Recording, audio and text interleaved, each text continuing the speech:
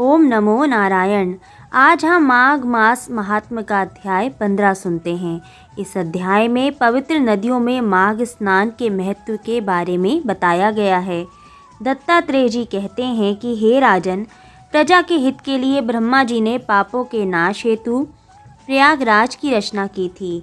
सफ़ेद यानी गंगा जी और काली यानी यमुना जी के जल की धारा में स्नान का महात्म्य भली प्रकार सुनो। जो इस संगम में माघ मास में स्नान करता है वह गर्भ योनि में नहीं आता। भगवान विष्णु की दुर्गम माया माघ में प्रयाग तीर्थ पर सब नष्ट कर देती है। माघ मास में प्रयाग में स्नान करने से मनुष्य अच्छे भोगों को भोग कर ब्रह्म को प्राप्त होता है। माघ मास तथा मकर के सूर्य में जो प्रयाग में स्नान करता है उसके पुण्यों की गिनती चित्रगुप्त भी नहीं कर सकते। 100 वर्ष तक निराहार रहकर जो पुण्य प्राप्त होता है वही फल माघ मास में 3 दिन प्रयाग में स्नान करने से ही प्राप्त हो जाता है। जो फल 100 वर्ष तक योगाभ्यास करने से मिलता है।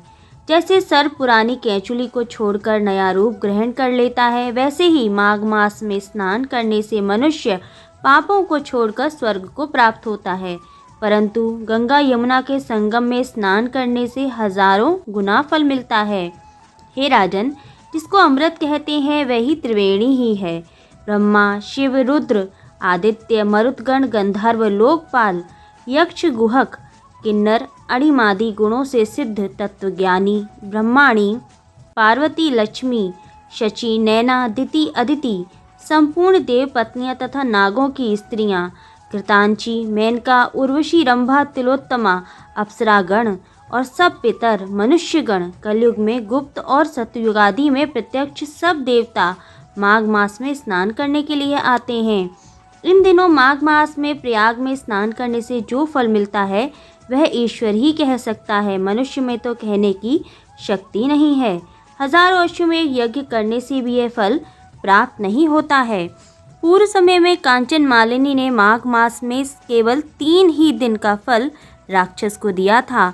उससे वह पापात्मा पाप मुक्त हुआ था। इस प्रकार श्री पद्म पुराण के उत्तरखंड के अंतर्गत माघ मास महात्म का अध्याय 15 यहीं समाप्त होता है।